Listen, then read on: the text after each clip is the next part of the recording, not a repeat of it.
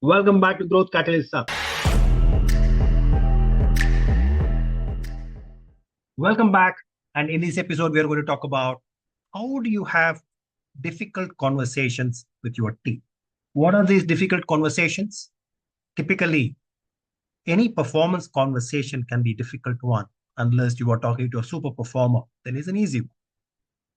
Talking about performance, pointing out where the performance has to improve, where the performance is already kind of there, but can go up dramatically is definitely most of the times a difficult conversation. Having a tough talk with an employee who is not doing well is definitely a difficult conversation. Resolving conflict, wherever it could be about how to get things done. It could be about somebody who's not towing the line. Could be about where to invest. It could be about anything where there is a conflict. Resolving conflict within the team members across two teams can be a very difficult conversation to have. It could be where you sit and ask for feedback from your team members. Not an easy conversation to have, but that could be a difficult one to have. So there are times when you need to have difficult conversation with your team members, and how do you go about doing it? That's what we are going to see in this episode.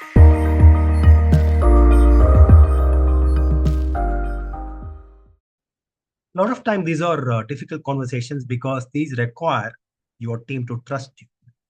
These require that you be honest with them. These require that you be vulnerable with them. What is vulnerability?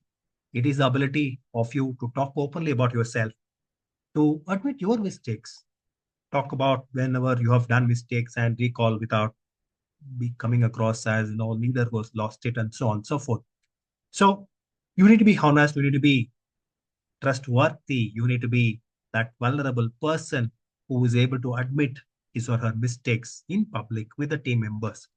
And basically, in one word, you need to be that human being that people can relate to and not just the boss that organization has given you the position of. When you are honest, when you are trustworthy, when you are vulnerable and having the conversation, difficult conversation, those difficult conversations become easier. And therefore, these are basic requirements even before you begin those conversations. But how do you go about doing those conversations? What are the ingredients which would make those conversations good conversations to have, which you can move towards good results? That is what we are going to see step by step.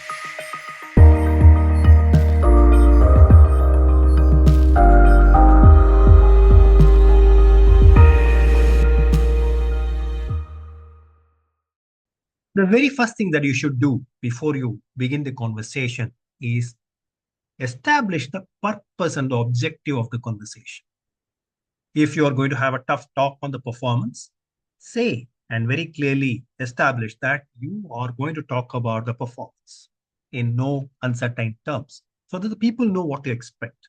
There's no point mincing words. There's no point saying that let's talk about your growth. Let's talk about how we are doing. Don't let it be couched in very vague terms. That's what I am trying to tell you.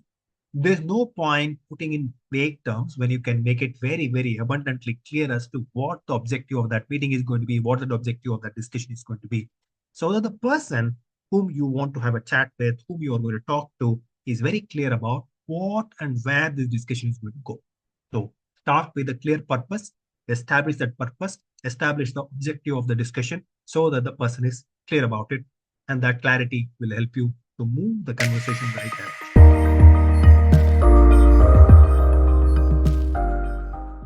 Number two, prepare for the conversation. Half-baked preparation is not going to help you. Prepare for the facts. Look at the facts and figures. Suppose you are preparing for a tough talk on the performance. So look at how the company has performed. Look at how the division has performed. Look at how the individual has performed. Look at how the individual has performed last year compared to this year. What were the objectives? What were the targets taken? Where is that individual compared to his or her own targets? And what are the extenuating factors which could explain the behavior, which could explain the underperformance? Look at all of this. Put yourself in the shoes of the individual. Think about it as to if you are the individual, how would you explain the lack of performance? What would you explain as a accentuating circumstances? What would you put forth on the table as a reasons why you sleep? What are the things that you need to do from now on to pull the performance back? Think about all that as an individual would do. When you put yourself in the shoes of the individual, think like the individual, you'll be able to prepare emotionally also, because there are going to be emotional responses, whether it is underperformance, whether it is conflict resolution, whether it is cutting down of non-performing assets of the company, cutting down, shutting down some stores of the company, putting more investments in option A versus option B, where two different teams have worked on option A versus option B. All of these are going to be not only very clear rational decision, but also are going to be emotional decisions. People's time, effort, emotions are all involved. And hence, it is important for you to prepare facts, figures, and also emotionally, but by putting yourself in the shoes of the people who are going to be emotionally affected by your decision. So prepare very well.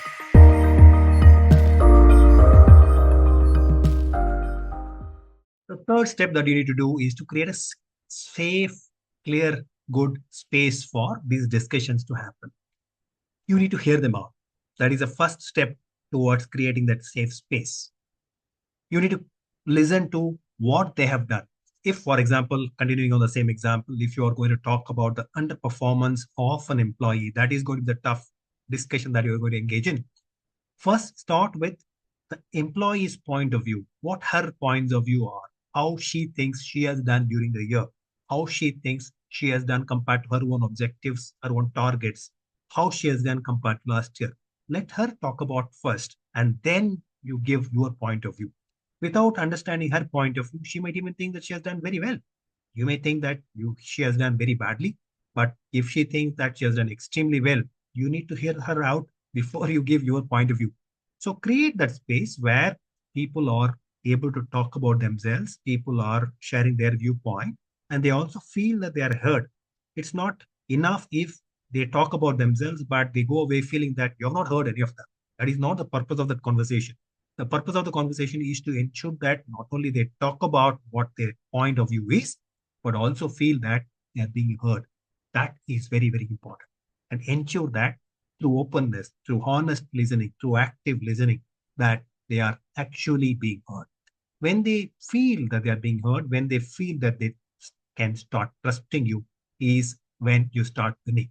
When you can start sharing your point of view. Otherwise, even if you share your point of view, people are not going to hear that. So let them talk about what they feel, let them talk about their point of view, and ensure that you actively, openly listen to it so that they really feel that they can trust you. They really feel that they are.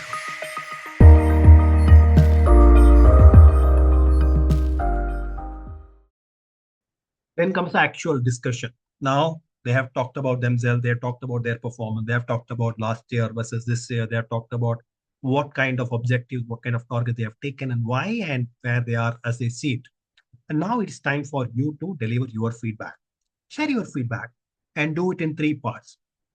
One, start using what is called as a sandwich method. Start with the positives, talk about what needs to be improved, and end with constructive solutions of how they can achieve it and reinforcing of the positives. But when you do it with empathy. Put yourself in their shoes. Always talk from a point of view of improving the person. I'm taking the example of the appraisal discussion. I'm taking the example of underperformance as an example. It can very well hold true for a division which is getting spun off. Uh, Two different options where you are putting more money into option one and you are resolving conflict between teams who have created option one and option two. You are uh, talking to a team member who's not really aligning with the team values and therefore giving feedback. It could be any of these issues, but the principle are the same. I'm taking one example so that we can see through that example. So when you talk to the person in the example of underperformance, you talk about what are the good things that the person is bringing to the table. What are the good things that the person did last year? What are the good things that the person is even now, even today, even this year bringing to the table?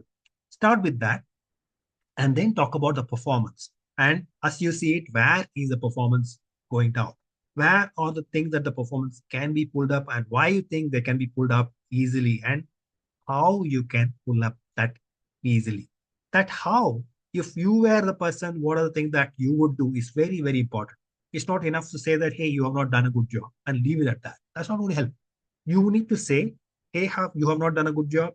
You could have done it and you could have achieved this. And this is how you have to do it from now on so that it is helpful to you. That how and the constructive solutions have to be part of your feedback so that it is useful for the person and it doesn't end up as a blame game session.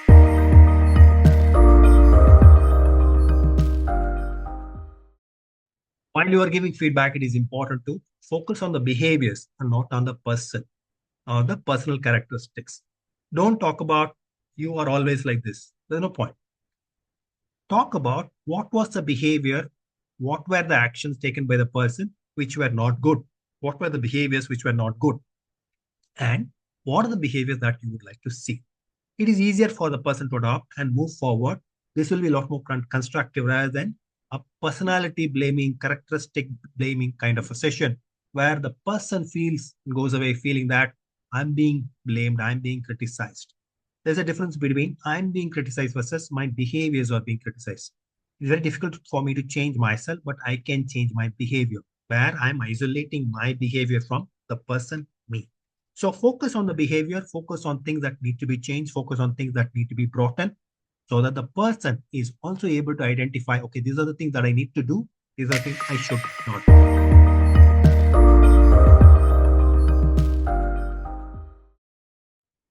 Ensure that you collaborate on the solutions. Opt the person in, whether it is underperformance to better performance, whether it is conflict resolution, whether it is resolving people's alignment to particular team, whatever that you do, opt the people in as part of the solution.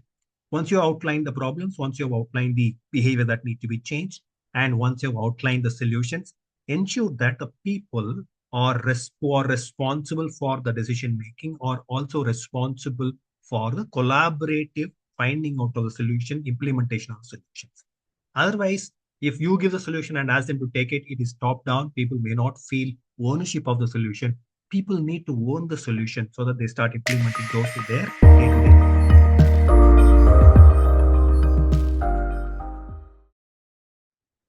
Remember that a lot of these discussions are going to be emotionally charged situations. A lot of people are going to be close to crying.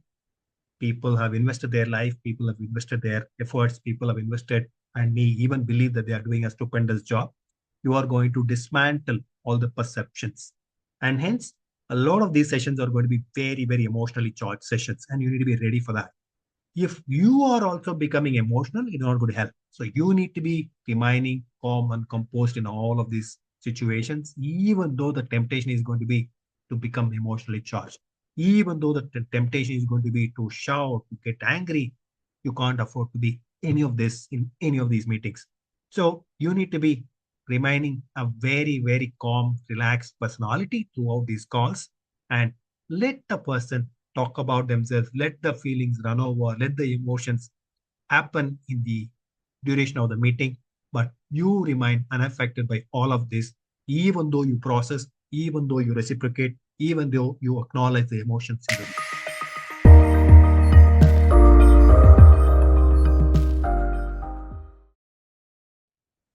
End on a positive note so that the person, when the person is leaving the room, feels that it has been a productive, good discussion, constructive discussion. When people go away feeling that, oh, this has been such a waste of time, you have lost it. When people go out of the room saying that, yes, it has been productive, yes, I didn't agree on one or two points, but broadly, yes, I think I'd be better off doing things that this person told me to do rather than not doing, then you won the day. So ensure that you end the discussion, however hard hitting, however radically condor driven discussion it has been, please end it on a positive note. Find those. That is where you have to have your done your ground preparation early. Find ways of finishing the meeting on a good positive note, not false positive note where you're a good worker. I know, go do. And after you have criticized the person for half an hour for 1,000 things, finishing saying that you're a good worker, go and do things is not going to help. It has to be genuine. It has to be something that the person buys into. And it is not easy. That is where your preparation comes in, but you need to find ways of ending the meeting in a positive. Once you finish it,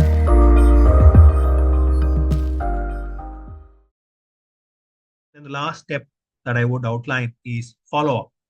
Once you've agreed on the person doing certain things, you need to also establish a schedule, a cadence of follow up so that you ensure that things are changing. Changing behavior, changing habit is not easy. They are not going to happen just like that.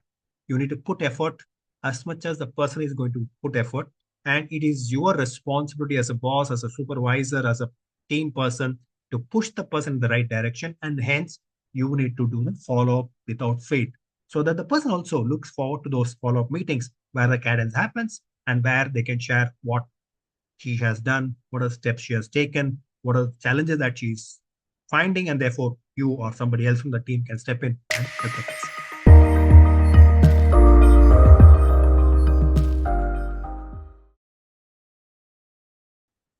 So just to summarize, difficult conversations are difficult for a reason. They can be emotionally charged moments, but that is why you need to prepare. That is why you need to be empathetic. That is where you need to be able to accept people as they are. That is why you need to find those constructive points which can help them and not let these sessions as just blaming sessions. I'm sure when you do all of this, you will be able to do fantastic sessions of difficult conversations. And the more difficult conversation that you have with your team members, the team will be molding better and better and better. And the creative will come to you. People will see you as a great leader that you are. Wishing you all the very best. See you in our next episode. Like and subscribe to the channel for more tips like this. See you in our next episode.